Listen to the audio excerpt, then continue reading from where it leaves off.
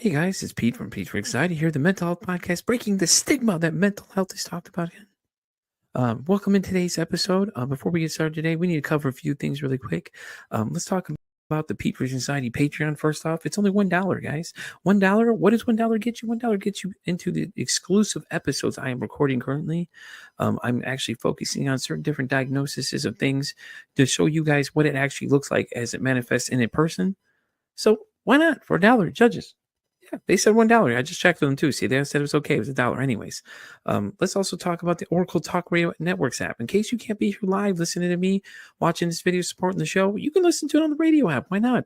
It connects us live to our 365 radio. Just go to your app stores and download the Oracle Talk Radio Network. You'll see the big old Oracle Talk Radio Network app logo right on there. Download it and it'll connect you to me, 10 a.m. Central Standard Time, 3 p.m. Central Standard Time, to Pete for Anxiety when I'm live doing my thing right here, informing the world and raising mental health awareness. So where are you going to be? 10 a.m. Of course. Come on. We just talked about this. Pay attention for once. Damn. Do y'all know how to listen? And as always, guys, like, follow, and share the YouTube channel. If you guys like what you're seeing, leave some comments, man. We want to know. I want to know if you like what we're on. You want to be on the show? Let me know. Hit me up at PeteVersusAnxietyPod@gmail.com. And as always, guys, enjoy the show. And by the way, did I mention to like, share, and subscribe to the YouTube channel as well? Yeah, okay. I just want to make sure because some of y'all are hard of hearing in the back, may have to yell loud or get a megaphone or something. But, anyways, let's get today's show started. Y'all have a great one. Enjoy. Welcome into the exciting episode of Pete versus Anxiety, the mental health podcast breaking the stigma that mental health is talked about enough. My guest today is the self-proclaimed queen of organized chaos, a licensed professional counselor with a PhD in behavioral health management, the one, the only, Dr. Kristen Williamson. How you doing? Hi, I've got coffee. It's always a good day when I'm here. He's like, I've had my caffeine. Here we go. Woo! Good day. So why don't you tell everybody a little bit more about yourself? Absolutely. I was actually just trying to think of how would one describe oneself? Because, when I'm doing the therapy side, I'm doing more listening than I am talking, hypothetically so. And so coming in for me, I am, as you said, a licensed professional counselor. I got my doctorate in behavioral health management. I have a neurospicy family. If we are not aware of the term neurospicy, that's my lovely term that I think I heard from TikTok for neurodivergent, because I wholeheartedly believe all of our neurodivergent brains, ADHD, autism, anything spectrum related, they are the spice of life. So I've got a spicy family, spicy man friend. It's just living in a world. I really would like to say organized chaos, but it's not always organized. Sometimes it's just chaos. Yeah, no, I hear you on that one. Let me say, I got to say first off, it's got to be fun to have you as a therapist, though, honestly. Your energy alone is amazing. You know what? You would think that until it's 8 o'clock in the morning when I'm at this level and they are still waking up and they're like, oh, all right. Well, they have to think of what they're getting into now. They already know what your energy level is going to be if they've already signed up for it at that point. So that is very, very true. And predominantly, their caffeine. They really are, or whatever they need to get through that session. You know what, though? But a lot of my clientele, if not all of them, are on the spectrum in some way, shape, or form. And I think they will end up staying with me for most of whatever time they are in therapy. And this is one of the things I'm coming out and talking about, the idea of having a therapist who understands your brain. It's like you can take a breath or let go of the breath that you didn't realize you were holding. Yeah, because, somebody understands the other half of what you're thinking, though, and it's better and it's more comfortable when you don't really have to explain as much because you'll pick up on things as you go. Mm-hmm. And or we can say something, they can be straightforward, and sometimes it sounds rude, but it's really not rude. It's just how their brain processes. And or we give just a vomit of information. It's like, oh, okay, we're external processors. That makes sense. Give me all of the information. Right, exactly. And it's great though, because you know what to expect and they know it's okay to just say whatever, and I think that's the basic part of therapy people don't understand. It's like you got to build that rapport with each other before you get to that point. And if you're to that point where you can just say whatever, it's like, all right, well, let's go for it. Why not? So one of the things with therapy that I would present to everyone out there who's looking to therapy or with therapists, it's not a one-stop shop. You can, if you don't feel comfortable, go to someone else. That's okay. It does not hurt our feelings. Like, we want you to have someone that you can be comfortable enough to feel uncomfortable with. Yeah. They are vulnerable enough to tell your innermost secrets, because if you're not being honest, like, and they what they don't realize, a lot of you guys can read their bullshit. Like, they think they're lying to you. Oh, well, I got them. No, they can read what you're saying. I mean, I don't think people get that. It's like a lot of people can read the body language and see what's going on. Like, they think you guys can't tell, but within a few seconds, you have a pretty good idea what's going on. So, you know what? Yes, but some people are remarkably good at hiding things they're not willing to share. Yeah. And so it's coming in and reading it, and so we'll say, okay, something's going on. Maybe you're not ready to open up yet. Maybe you're not ready for here. Let me push. But that, you're absolutely correct. It comes in with that rapport. Yeah. Of, we need to know that you're feeling safe for me to push. Yeah. Probably not going to happen the first session. Right. Right. So let me ask you a question, though. A PhD in behavioral and mental health, what the hell does that mean? Like you could say it on a paper all day, but what is it? Explain it to somebody who has no idea what that even means. Behavioral health management is absolutely nothing I thought it was. Yeah. It is coming in and learning the backgrounds to working within the mental health world, working within the business side. Oh, okay. And it was so discombobulating for me that one of my classes said, okay, this is the ROI. And for me, therapist brain is like, release of information. No, it was the statistics class for return on investment. That looked like my third class in, and I was like, I messed up. But you know what? I'm scared. So can I go home now? I want to go home. I don't like it here. No, I get that, because it's like you read that and everybody's like, what the hell does all that mean? Like, that's a good question, man. And that was before ChatGPT was alive and well. And so I just had Google. Google is not nearly as well as good. Yeah, true. I use Perplexity myself, honestly. I don't even know what that is. It's an upgraded version of ChatGPT, actually. Oh, I'm going to look that up. So you can't see it on this side of my browser. I have a little search thing sitting here, and I can ask it any question I want. So during the show, sometimes I'm looking up stuff as you guys are talking, as the guest is talking to me about things, and I'm looking up so I have a better understanding. If it's something I don't understand, so like I'll look it up and it'll tell me all the things. And it does like an AI search of the whole internet instead of just, ChatGPT's database does. So it's a basic. That's absolutely amazing. Yeah, there's a lot of cool things. Like when somebody had turned me on to it, and I was like, hell yeah, this is pretty cool. Listen, I didn't even know what a digital calendar was until about November of last year. And then that's when the show just shot off from there. I was like, whoa, okay. And originally, go with that calendar. You know what I'm saying? And originally the idea for the show was only Mondays, but I decided to open the calendar at the beginning of the year. I was like, let's see what kind of chaos we can unfold. And here we go. I think this week alone, I'm up to, what am I at? Year number 9 at 11 interviews I've had this week. That sounds exhausting. Actually, I enjoyed it. It's actually been a good time. It sounds exhausting, because I work overnights as well. So like I'm up all night, I stay up, and then I talk to people, and then I take a nap, but it's been great though. Like I said, I love it. Every time every new person I meet is a different character, and a new, different person you meet with different personalities and different areas of things. I've had so many different people on here, and I've got so many different books I have to read too that a lot of people send me as well. They're like, oh, hey, I got a book for you. I'll send it to you. I'm like, sure, let me read it. Why not? So I'm currently reading the memoir of Erica Campbell. She'll be on next week. It's called The Mastectomy I've Always Wanted. Oh, that sounds delightful. It's interesting. It's a perspective to, what somebody is going through with breast cancer. It's basically her journey through it. And the way she does it, it's not like boom, boom, boom. Story wise, it's like it breaks down to like these like haiku type like poems in the middle of the chapters and things like that over different feelings as it's going on. So it's interesting how she did it. So, and I just got in the mail yesterday. I got Mia Hanks one about her dealing with her narcissistic ex. And it was like the funny part was that me and her lined up so well as what she was saying. It's like, damn, now I'm like, that's so weird to find somebody that's dealt with the same thing I have. Once you find those kindred spirits, it's awesome. Also, it tends to get to a level of trauma bonding when you're you're feeling what I'm feeling. Because it was weird because somebody else was saying the same things I was dealing with. And I was like, no Yep. way, this is crazy because this just kept lining up and it kept lining up with us. And I was like, oh, damn. Okay, awesome. Here we go, and it's like she just kept going. And I was just like, all right, well, this is really interesting. It's funny because you start hearing the same things you dealt with, and you're like, damn, I know exactly what you're talking about. Have you ever had that component where I'm going to tell a really funny story, and then everyone in the room is looking at you like, yeah, oh.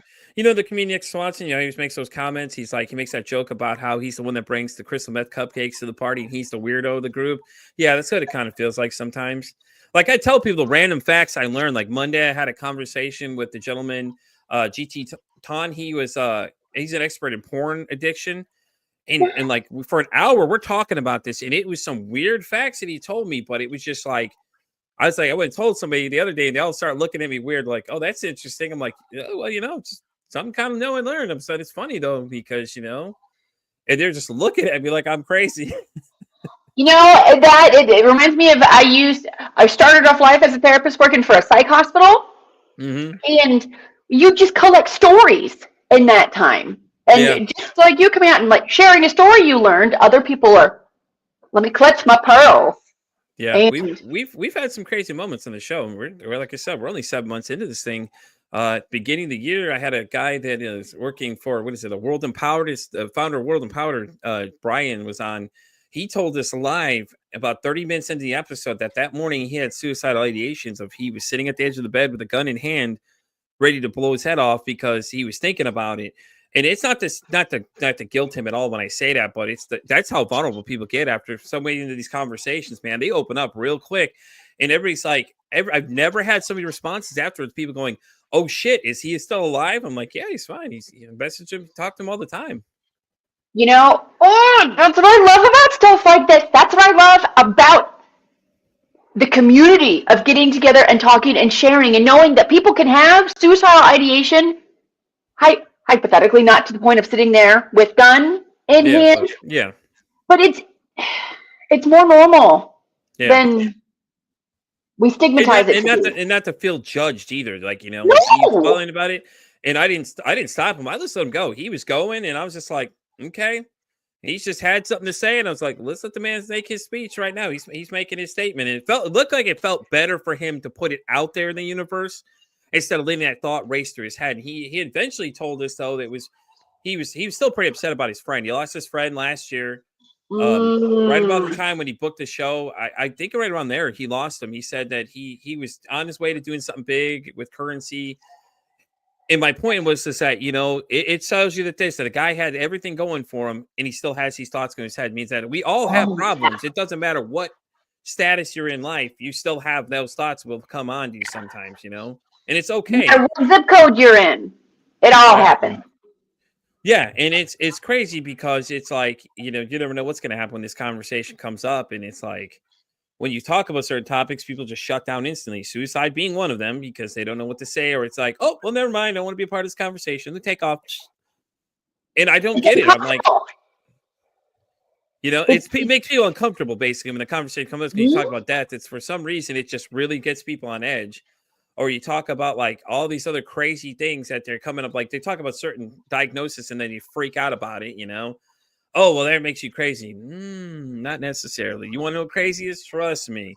Or what is it? You ever watch 50 First Dates with 10 seconds Tom? Now that's what's kind of, you want to know crazy? It's like, that's it. Tom's not being crazy, but 10-second Tom only has a 10-second memory, There's worse things than what people are telling you. Oh, absolutely. And, with the idea of people are uncomfortable with certain topics, America was kind of founded with the puritanical mindset of let's push this under the rug. Let's not focus on this. We're not going to look at this ugly thing. And so we just systemically, we're taught, don't be okay with being not okay. Exactly. It's not okay to be uncomfortable. Yeah, it is. Because that's a normal feeling. And it's when you sit in it and like, okay, I'm uncomfortable, but I don't have to live in this spot. Yeah.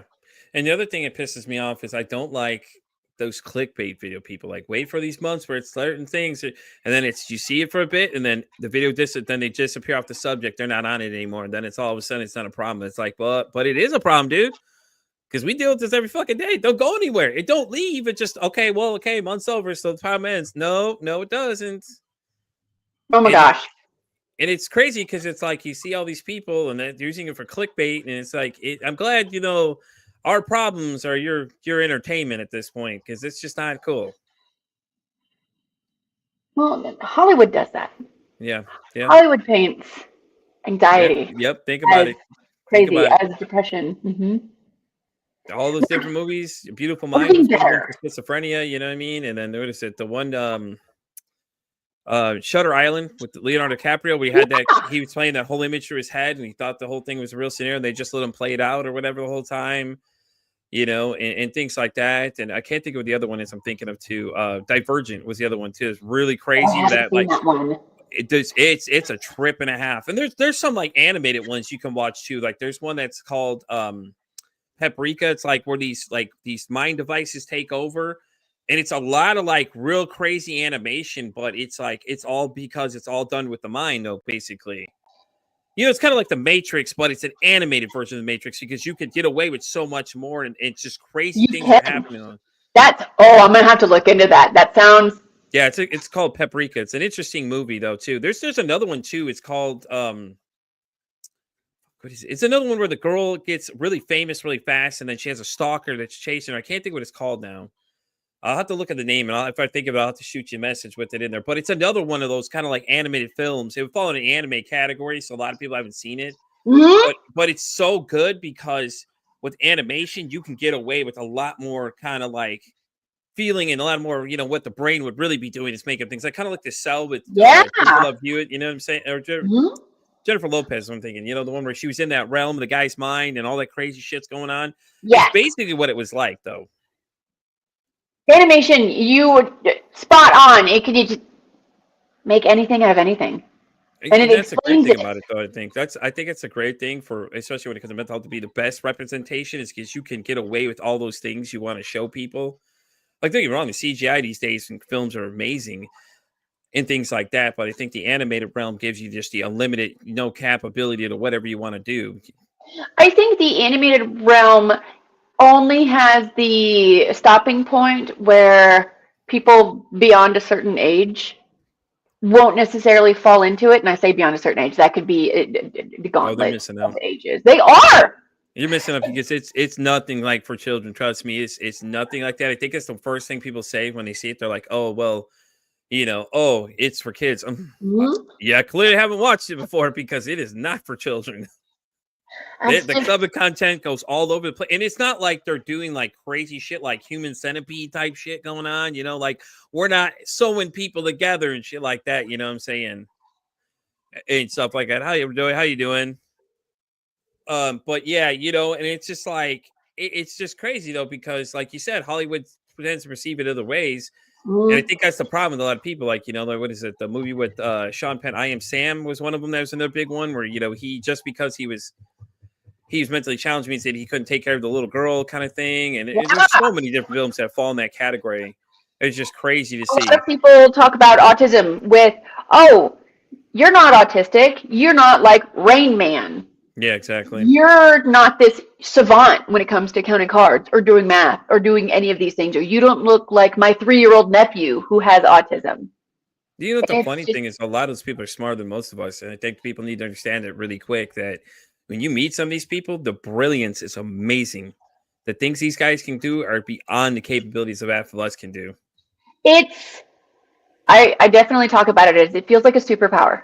Feels like a superpower. The pattern recognition within the brain. Holy moly. But a lot of us can do really, really intricate, amazing, complex things, struggle to brush our teeth. Yeah. Struggle to feed ourselves. Struggle to take showers.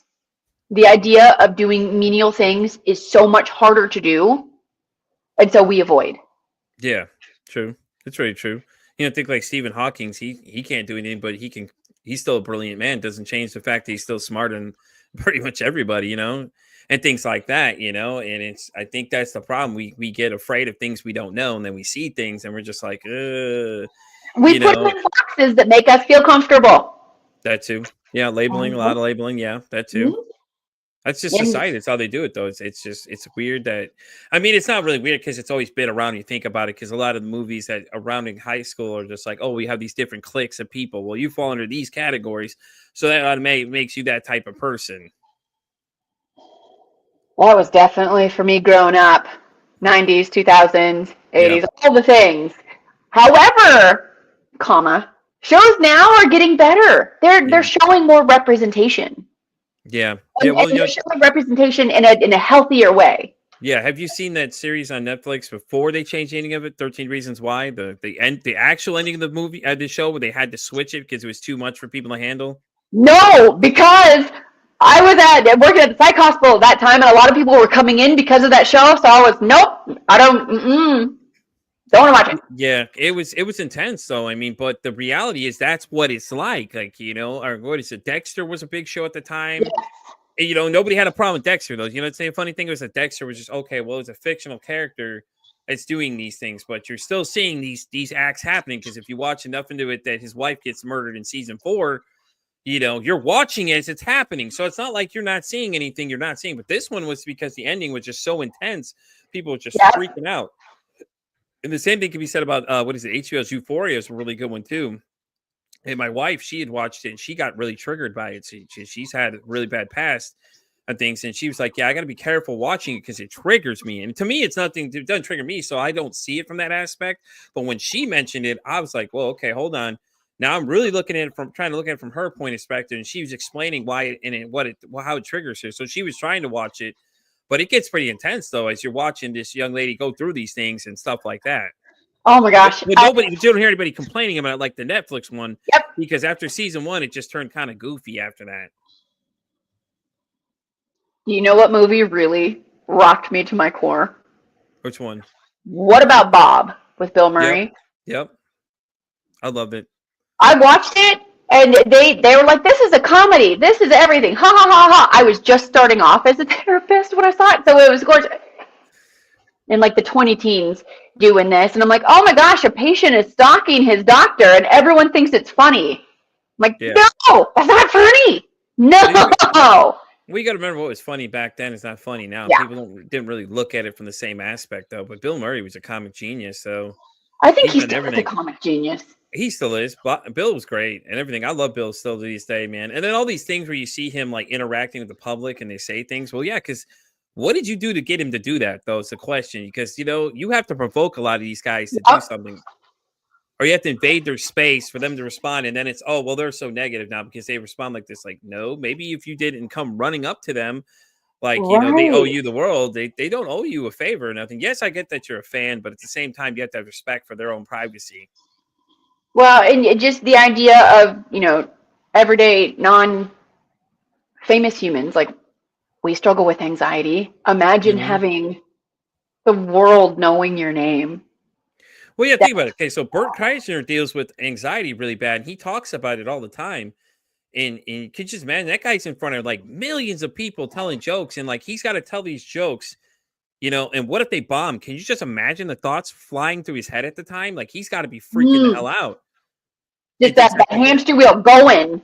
Yeah, and he talks about it all openly all the time. Like he has his own podcast and things like that. And he's mentioned it several times that, it's been crippling for him at times, and things like that. And he does couples therapy and he's real open about it, which I like him for that because he's not afraid to talk about these things. Like say, hey, these are the issues I'm dealing with, and I openly talk, he openly talks about how his anxiety is just rough for him at times.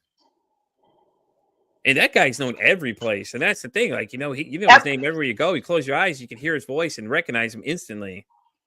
It's the power of the platform and what you use the platform for and coming out and like expressing, this is what my anxiety looks like. It normalizing it to the masses. Yeah. Which, again, we're getting a lot better at, but we're still not there. Yeah, exactly. So, Doctor, I would ask you a question.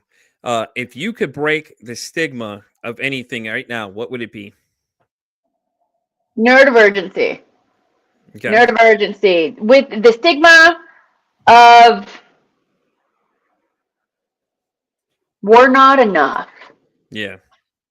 It comes in with and funny enough, something you had said earlier with speaking of narcissism, within the world of neurodivergence, narcissism and autism run parallel in how they act, how they react, how like their facial expressions go. One of them manifests in childhood. One of them manifests as a trauma response. Yeah. And narcissism is the trauma response. So it's a lot of people when they experience that narcissism, or they, I have a narcissistic parent, I have this, and then they get diagnosed with neurodivergent, chances are their parents are as well, because it is a dominant trait within our genetics. Yeah. But it doesn't mean that it takes away the trauma of that's how you were raised. Exactly. Because it still trauma, still hurts, it just has different labeling to it. Yeah, true. And with neurospicy brains, there's ideas that we can't do as much. And yeah, there's a lot of things we can't do. I can't go swim in the Olympics. I don't think I could do that if I was a neurotypical brain. I am lazy. What do you mean Michael Phelps got in trouble for smoking weed one time? It's like, this guy's won like 19 gold medals, or whatever, how many he did in that 1 year he was there. Who cares what the hell he's doing? He can smoke as much weed as he wants at that point. Say it's like people worry about the goofiest stuff possible when you start analyzing a lot of these people. And then what is that thing? Don't meet your heroes is the other thing. Okay, maybe meet your heroes in the right scenario. Maybe that, like, depending on what you did or how you approach them, they're human at the end of the day. They have emotions. Maybe they're just having a rough day. Sometimes, people are just not having a great day because you got people prying your life all day. It's like, well, they don't need you to just judge them based on one incident. Let it be like maybe it's several people saying the same thing, but absolutely, and it makes me laugh. You exactly. They're like, oh, well, we know who you're married to and the name of your child, and we've seen pictures of you online, so we're your best friends. Mm-hmm. Or if you're big on social media, hey, we know how you act and react and laugh, and clearly we can come up and say hi to you. Yeah. I saw an interview with Stephen Colbert where they were talking about random times people have come up and inappropriately spoke to them, and he was saying he was in the middle of communion and had just like bent down to do the communion stuff, and someone's like, I love you, and he's like, oh, okay. he's like get the hell away from me now. I don't blame him though in that scenario, man. I've met some pretty interesting people. Like I've met Daryl Dimebag's brother, Vinny Paul from Pantera. Really? Yeah, because I'm in the Dallas Fort Worth area, so where he's at, he has a nightclub that was around there when they switched from Pantera to Hell Yeah was the new band name. He'd come in and like he stick out like a sore thumb, and then like we all knew he was, except for one guy, he didn't. So he went over there and goes, "Hey man, I'm not sure what anybody's excited about, man. I have no idea who the hell you are, but they're all excited you're here." And he's just looking at him like, bro, you didn't go tell him that, did you? Yeah, I went and told him that. I'm like, what the hell's wrong with you, bro? Like, get the hell out of here. That's amazing. You know what? Some people are ballsy enough. And I wonder if people who are known get a kick out of it with like, hey, I don't know you, but my kid says you're cool. Yeah, you know what I mean? It probably made him laugh a little bit that people knew he was. But at the same time, we respected his privacy. Yeah. Because when he was with his lady, we never really went over there unless you were waiting. It took his table or dropping something off to him. You would go there and start like, hey, man, I love all you. No, you don't do that because he's with the lady. But when he's by himself with the fellas, if you get him the rare occasion he comes in with the fellas, oh, my God, he's a blast to be around. And, you got to learn that level of respect when it comes to that. Because where we were at, we had like a convention center around the corner. So we get a lot of the comic book artists that come in. And apparently one of the guys I work with, he said that the Alex Ross, who draws Superman, came in. And he was the only person in the room that knew who that was. And he's like, hey, I know who you are. And he's real casual about it, too. And Alex was laughing because he's like, yeah, you're probably the only person who actually recognizes who I am. He goes, yeah, man. He goes, I'm a huge fan or whatever. And Alex actually signed something for him, too. And I was like, oh, I bet he died that day. Oh, my gosh. That's so cool. Yeah, I've got to meet some people myself. I'm a big Dragon Ball Z fan. So in the northern part of Texas, when me and my wife, when we were dating, she had seen this Comic-Con thing like they had in her town. Real small one. And one of the voice actors was there. And you could go up to him, they would sign it. She's a really cool lady too, named Stephanie. She did the voice of the younger character in the original series, and then she played the kid And the other one, so I had her sign one of those figures for me, and that was like the first thing we did. And my wife's never been to one of those. Probably the coolest thing ever for her because it was like there was so much going on, but it was such a small one. But she was so cool. It didn't matter. She took time to talk to you and things like that. And I can still only imagine what is on the larger scales. It's just crazy though. They get to meet some of these people. I love stuff like this. So I'm in the Dallas-Fort Worth area as well, and I had a friend whose family had a newspaper, and I got to do press, so I would get to go do press for Comic-Con, and so I got to meet Stan Lee, and it was awesome. I bet it was. It'd be so cool. He's a cool old dude. Like, he had 0 F's for anything. I'm like, that's awesome. Right. Like, well, yeah. I can you see can tell that, he's just gotten to the point of life where he was just, I'm happy to be living at that point in time. Yeah. But also, respect my boundaries, don't touch me. Right. He's like, yeah, stay X amount of feet away from me. I do have a taser on me. Get ready for it, son of a bitch. Oh, no. He did not need a taser. He had the bodyguards with the tasers who would be like, back off. They've got the cow pods. Yeah, no, I get that because you get a bunch of weirdos and things like that. I mean, I know people don't try to be weird, but it's just, sometimes they get a little too much and act like they just don't have common sense. So, got to remind them. It's in saying that, that's also one of the things that I've come to accept about Neurospicy Brains is, we miss the social cue mark a lot. Because a lot of times we don't catch on to the subtext. Yeah. And humans in general are really good with saying something but meaning something else. Yeah. I'm only going to catch what you say, and then I'm going to go with it, and then I'm going to respond to it. They're going to say, wait a minute, but I didn't mean that.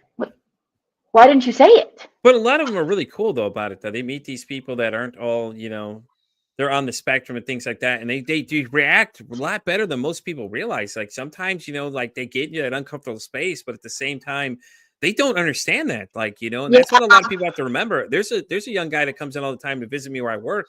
And he sometimes gets it, sometimes, and I don't let it bother me because it's like, I understand he doesn't mean to do anything to offend anybody. And it doesn't bother me. I just, and we talk about baseball. That's what his favorite thing is, baseball. And he's all excited, to go see the Rangers and things like that. And he's always telling me about it. And he's always so excited to come tell me. So I'm like, hey, man, that's awesome, and things like that. But, some people may not see it that way because they just see a person that's acting weird. But me, I understand on another level because I'm like, I know these things, and it's things I start learning as I go, and stuff like that. And it's great to run into a lot of people because you can see like the social awkwardness to everybody else. To me, it's just, okay, that's just a normal person to me. I bet doing this show has really expanded upon what you've been learning. Yeah. Oh, yeah. It's awesome. Like I said, I meet new people every week. And then, now that I've opened the calendar up a little more, I meet more people on a regular basis of just different people that do different things. And, like I said, I had a conversation with a guy for an hour about, porn addiction and found out more things that I didn't even realize that you were even in the spectrum about possibility. I was like, this is insane. But he was just like, I was like, what? Wait, what? What did you just say? He's like, did you know that, and one of the things he did tell me was interesting. He said, did you know that most people that have that addiction start watching transsexual porn is the next step up? And I'm just like, wait, what? He's like, yeah, because and then they'll tell everybody, oh, no, I don't like this, but they'll continue to start watching it, and then the behavior starts getting weirder. And I'm like, yeah. And I referenced Shameless. I was like, yeah, you ever seen Shameless? And he's like, yeah. I said, remember Jody? And Jody had the sex addiction, and he just kept wanting to kick everything up higher because, and it was just like, it was hilarious because it's like, oh man, yeah, I know exactly what you're talking about. And you would think it'd be an awkward conversation, but me, I was just like, let's go for it. Why not?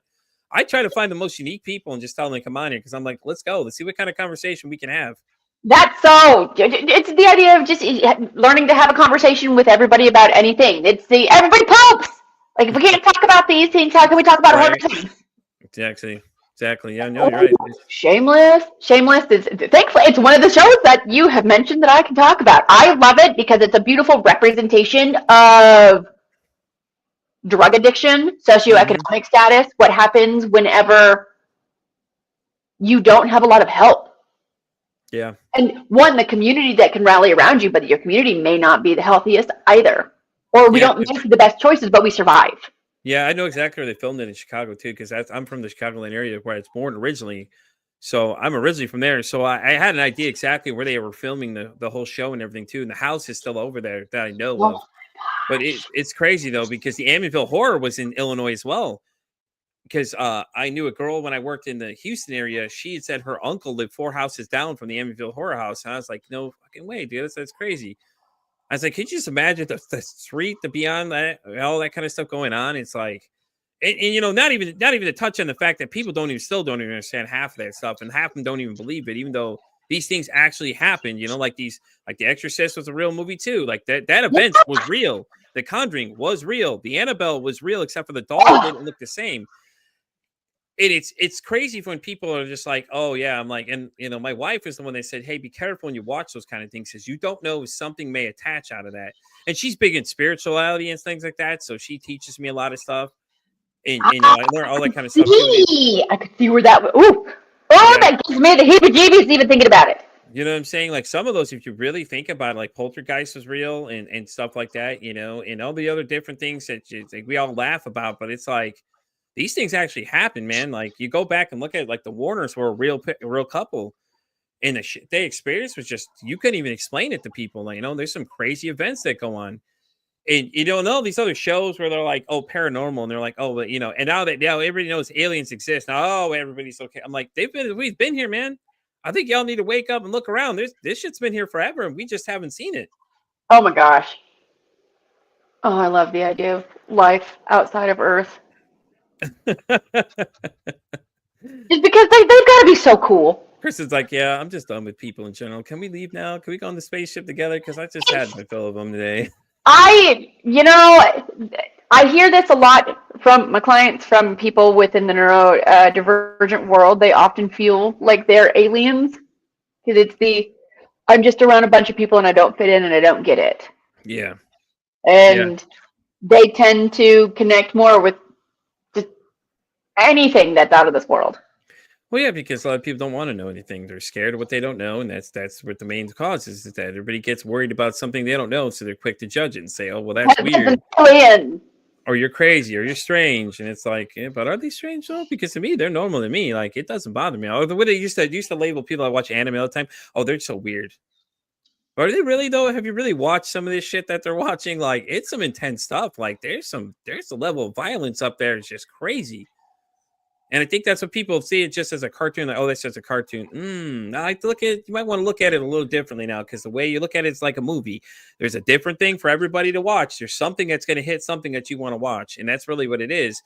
Except for with anime, the content is, you know, depending what it is, can get pretty intense, like graphic wise. But it's like watching any kind of like horror slasher film. It's basically the same I've thing. seen some graphic. Yeah, my 15-year-old likes anime and shows me things he probably should not be watching at 15.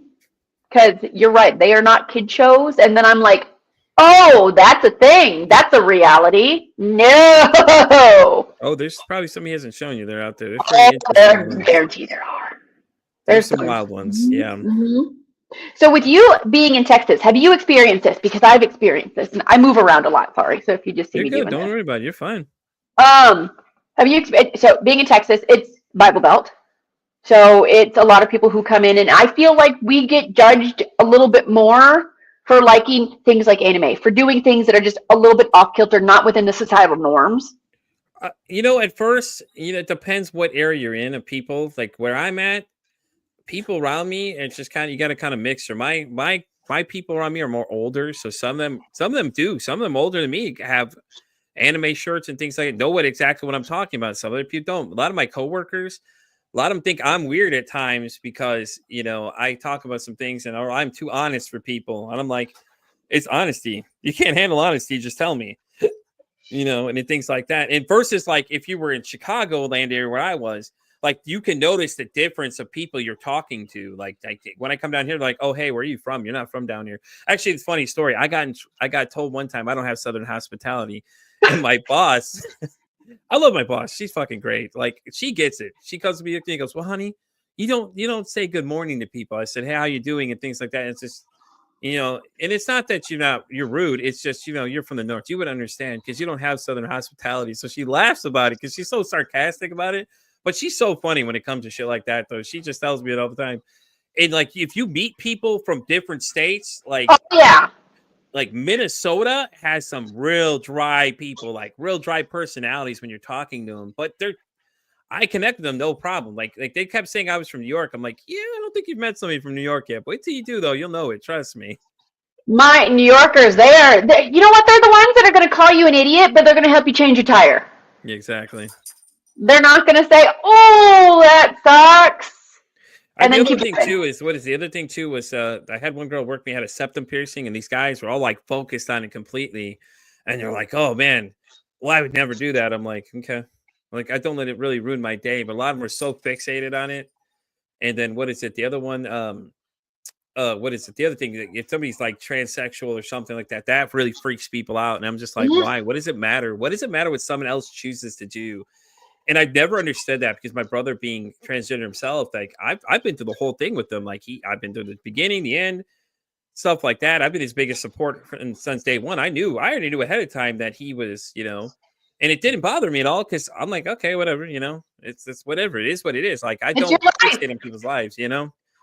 But you know that is these people on it. They want to sit there and judge everybody. Well, God says you can. No, he doesn't say that. Where does it say that he says to judge everybody around you? He doesn't tell you to do that. It. It Oh, may not be what you want it to be, but it's like it depends what you run into. Where I'm at, there's a lot of Baptist churches too. And I went to a church for the first time ever in my life, and I'm almost 40 with my wife, and it was an experience. Like it's different when you go to certain ones. did you go to the mega church?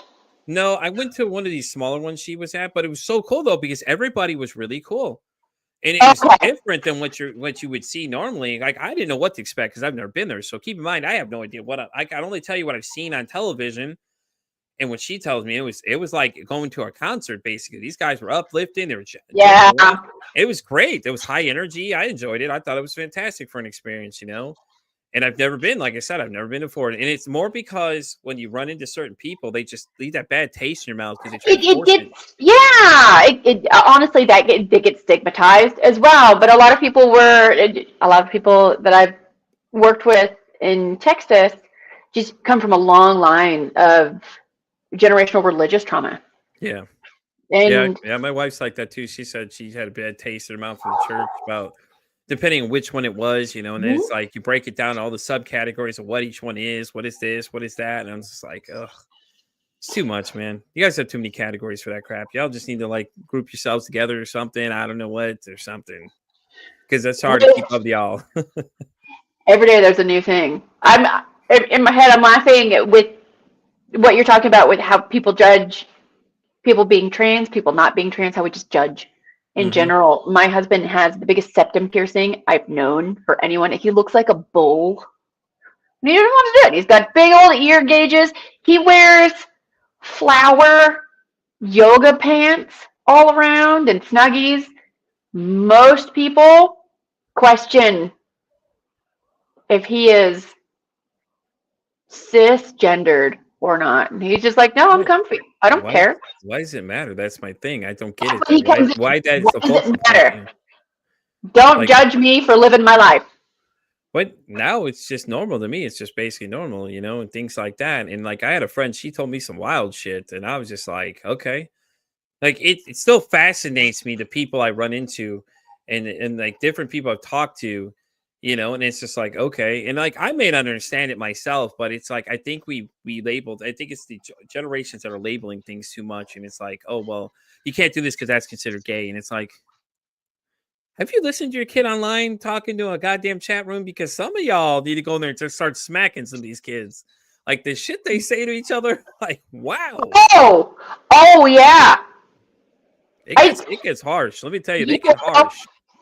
and that's still depending on what you're hearing in the chat rooms. I will say for me with the younger generation, there's so much more acceptance of like, okay, you're gay. Okay, you're trans. Okay, you're bi. Like, are you still going to help me cheat in algebra? Cool. Yeah, exactly. And I mean, they don't really look at it like that too. And I think it's the way people are raised. And I think people need to understand is when they're kids that their children are watching you. So all the things you're doing, mom and dad fighting all the time, they're watching you thinking that that's what a normal relationship is like. And as they go through life, they think that's okay. And then when it comes to Oh their my own gosh, problems, yeah. they find out it's not, And I think that's the one thing people seem to forget is that, whatever you do around these younger kids, you may say they don't understand, but they understand on a deeper level than you realize. Oh, they do. The parents who stay together for the kids, you're teaching your kids. This is You got it. You how to got it. treat mom. This is how it's okay to treat dad. This is okay to be treated by your Yeah. husband or wife. Yeah. Yeah, and that's the thing. When my wife, I have a stepdaughter now. I treat her like my own, but she's came in from the marriage and whatever. So I don't try to argue in front of her. Like I try not to. If I start getting hot under the collar, I'll try and walk away, and we'll not try not to talk about it when she's around because we don't want her to see that. Because we don't want her to be scared of somebody when they're getting upset and things like that. So like if you get upset and she sees it, I'll go and apologize. Like, hey, I'm sorry, because she understands. I don't care what anybody says. This kid for 4 years old is phenomenally brilliant. She understands a lot more things than people realize she does. And she's going to be a very smart little girl. When she gets older, she's going to be a very brilliant kid. I can already feel it now, and I think that's what people don't realize at the end of the day. And then the people that use the kids against each other in divorce, they start weaponizing the children and things like that. Yeah, I deal with that on a daily basis too. It's okay. I deal with that on a daily basis. My ex, she's very narcissistic. She likes to tell me my kids don't want anything to do with me and that they don't want to talk to me. And then what was it? The other day, she wanted to tell me I need to sign my rights away. And it's like, oh, now we get to the root of the problem. Now we know what you really want to do. And my wife has taught me to just look at the situation because normally old Pete would just start flipping out and start typing away and giving into. But now I'm like, I analyze it a lot more because of her. And she's like, just look at what she's saying and realize what she's saying and just keep. She's like, just hold back. Don't say anything because you can. And she keeps reminding me and like, and the one thing I do love about her though is if I go ask her a question, she will rip my ass so hard.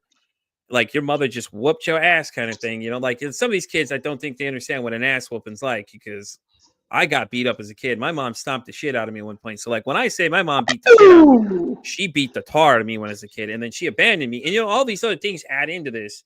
So these guys, the younger guys think I'm joking when I say my mom used to come whoop your ass. Like she come whip your ass and you call CPS and they come whip your ass with you. It's just how it was. It's just different times. Different times. And it's just like, yeah. But it's a learning process. And like I said, since doing the show, I've met so many different people in different walks of life and things like that. I've had international bestsellers on here and, things like that. I think next week I've got the internationally renowned guy from the Scream Therapy podcast. He's coming on too.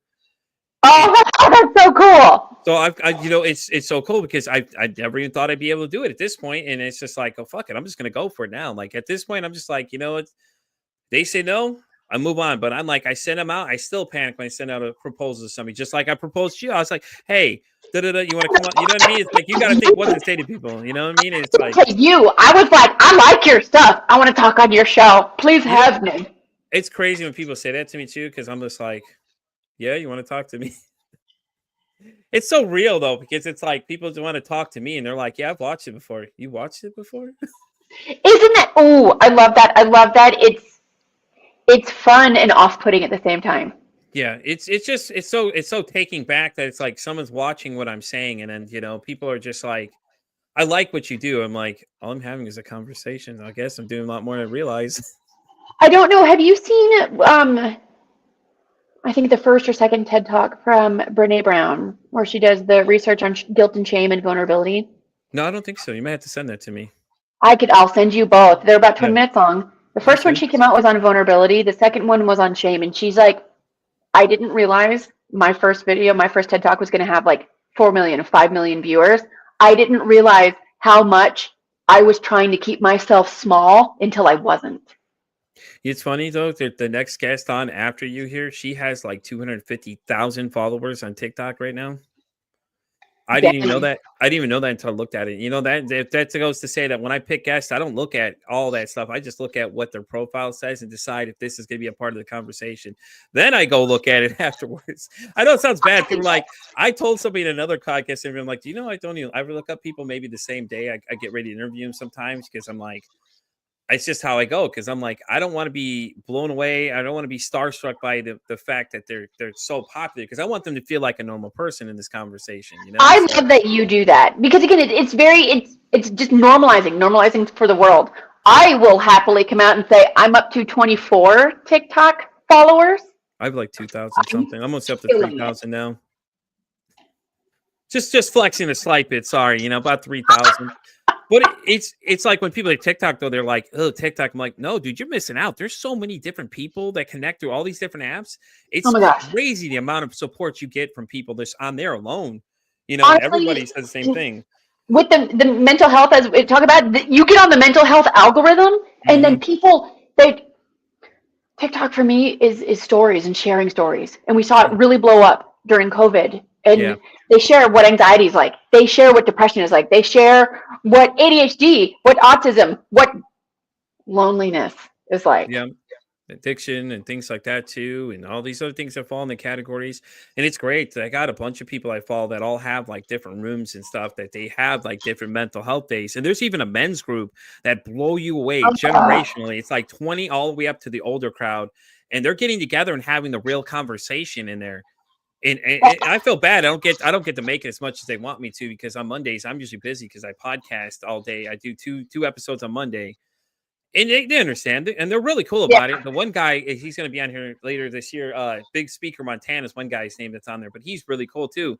And all these other people, we all connect, and you'd be amazed how many people you run into that are like-minded with you. And, I think that's what people need to realize at the end of the day. It's what you're watching on it, because TikTok feeds off what you're liking, what you're not liking. So, I just hearing you say there's a men's group, that warms my heart, because yeah. I think dudes, they got so fucked for a long time in that it's don't talk about feelings, don't have feelings, suck it up and deal with it. Yeah. How in the world are you expected to learn emotion regulation and management if you're told to suck it up? Yeah, exactly. And so it makes me so happy. I did on my other podcast before I start this one. I had another one called Peace Corner Store, and we got together and just talked about random topics. That was one of them, is men's mental health. And that's the one that opened my eyes to like, oh shit, dude, this is crazy. Because some of the statistics we were reading was that men are 3 times more likely to succeed suicide-wise versus women. But women will talk about it more than men. Women talk about it more, but men complete it more. Mm-hmm. Exactly. And it was just like so rare to me, because it's like I'm in that age group of the second highest amount. Like you would figure it'd be something. It wasn't. It blew me away. Like there's the older generation, like 60 to 70s. Okay, well, that's maybe the different mindset there. But, like right where I'm at is where it's like, well, holy shit, I'm in the second group. Like, God damn, this is insane. And so I got my brain thinking after a while. And then when I decided to stop doing the other one, because I had differences with everybody else. Like the one person just overshared too much, and she just made it, just kind of left a bad taste in the mouth of a lot of people, and nobody wanted to tell me. So I was like, I'm going to take a break from this. I'm going to reset. And then I came up with this, and the actual image you see behind there, my wife is actually the one that made the image. I put the lettering, everything on there too. So it's significant that it's there, because she's the one that made the photo, because it was just some goofy photo I sent her, and then she sent it back and did all the texturing and all the stuff to the photo. I added Pete for some anxiety, and boom, that's how the logo was made. So that's one, people are super creative. 2, I didn't even think about men in their 60s and 70s, but if I'm connecting it to a clinical level, I'd say that's around the time where we start retiring. Yeah, exactly. And losing purpose. And one of the biggest detriments to life is losing purpose. Yeah. And a lot of us have purpose attached to our jobs. And so it's when you see people going to nursing homes and then they just like completely drop. They just don't have that anymore. I know that's a huge segue for Rabbit Trail on another day. But yeah. That's another episode, damn it. Come on, Kristen. We got time for all that now. Yeah, but I'm on like everything though. Like I'm on Instagram, I'm on Facebook, I'm on TikTok, I'm on X. X I'm not on so much. I'm still kind of figuring out how that all works out. And I've got too many to be on, and I try to keep up with everything. And then the great thing is I post clips, and then the network will post clips. And, a lot of people, you find out like they really support what you're doing, and it's great. And then the sense of community a lot of us have, that we all get together and talk about these things, and shout out to a couple of different people out there. AK Mommy's one of the girls I follow, that actually she came into my live one day when I was live, just kind of playing around with it. And her and I have been friends ever since, and she's I think she's from somewhere to the East Coast somewhere, but she does like mental health things, and she's always trying to get me to come in there. Oh, everybody wants me to come there, but it's like, I'm so busy. Like, I don't think I'm sorry, but I can't be everywhere. And it's crazy, because it's like, people are like, I'm telling them I'm busy, and they're like, okay, and they understand, but it's at the same time, it's like, I don't think you realize how busy I am, guys. I'm like, I have a lot of things to do here. Plus, family. Yeah. Yeah, it's a balancing act too, and that's the other thing is how you have to set days apart. Like normally I don't do weekend recordings. So like I have one tomorrow and I've already apologized to my wife. I told her, and I normally don't take weekend recordings, and going forward I probably won't, just because like the weekends that the little one's not here, it's just me and her. So we have time for ourselves because I work Saturdays, and then Sundays I'll be me and her, and then Mondays is podcast day. So like I won't usually, I'll draw away from all the social medias and stuff.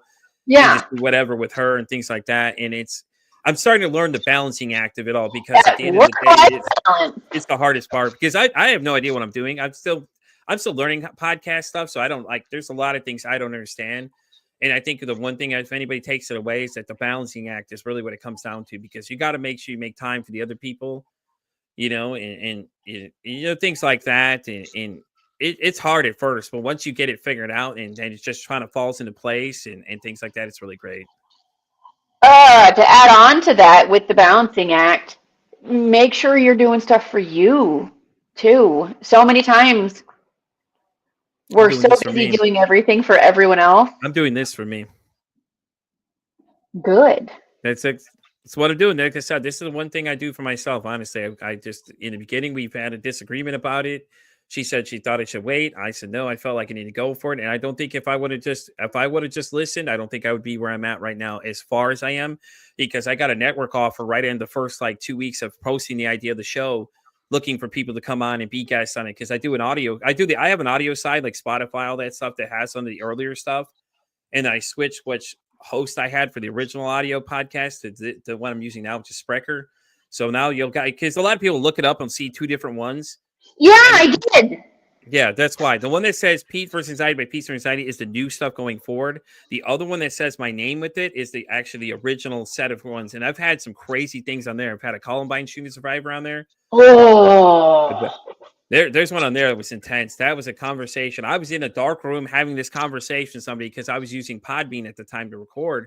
And we're having this intense conversation. And she's talking like, oh, yeah, I was in there. But didn't tell me in the description of her guest sheet I got that I'm sitting 6 feet away from the guy and I can look at the eyes of him. I'm like, what? Hold on. What did we say? Holy shit. I was like, wait a minute. Just honestly, the privilege of coming in and hearing people's stories and you giving that space for people to share their stories. Yeah. Like, oh, that's so cool. It is. Well, that's why people come to you. Unfortunately, it's time to start wrapping up. I'm really enjoying this. I'm definitely going to invite you to come back for sure, because this will be more fun. We'll have another conversation. But did you want to plug any socials, or anybody can find you? Are you on anything besides, the internet? Yes, socials. Oh, I don't do socials well. This is where the awkwardness is going to come in. Oh, here we go. It's the Empower Mind Solutions LLC. It's somewhere out there. Again, I've got 24 followers. I'm killing it.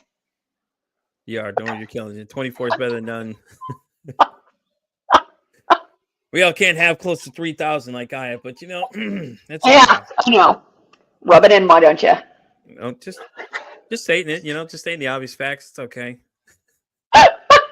Thank you so much for having me. This has been amazing. It's been great. Trust me. It's been a blast. And we'll have to keep in touch, though. You should get a social at least. It'd be great, just because you can communicate with other people, because I plan to post a lot of the clips from the show on there, and all the stuff's on there. Like you'll see different highlight clips of conversations we're having with other people and things like that. So I'm just going to have to go find you on all the socials and then just steal all your clips. There you go. There you are. And I will send you or give it to on one of your socials those Brene Brown videos, because they're pretty powerful. Yeah, definitely. I want to watch them for sure. All right, guys. I got to wrap up this episode of Pete versus Anxiety Doctor. Thank you so much for coming. I appreciate it. It was a great time. Like I said, I'll definitely invite you to come back again for another conversation. I'm a little pressed for time because I have somebody else coming in right after you. So you gotta go. Okay, then you have a good day. Okay, well, like I said, you know where to find me on Pete for Anxiety. Pretty much at everything. That's me and the doctor, good doctor, just talked about. You guys can find me every Monday from 10 a.m. 3 p.m. I'm live on the Oracle Talk Radio Network. We are right now on the Oracle Talk Radio Network. And as I always say, it costs nothing, absolutely nothing to be kind to somebody. One kind act you can do can save some life, or you can make somebody's day. My name's Pete for Anxiety, signing off saying, hey, don't ask how your day is, ask how your mental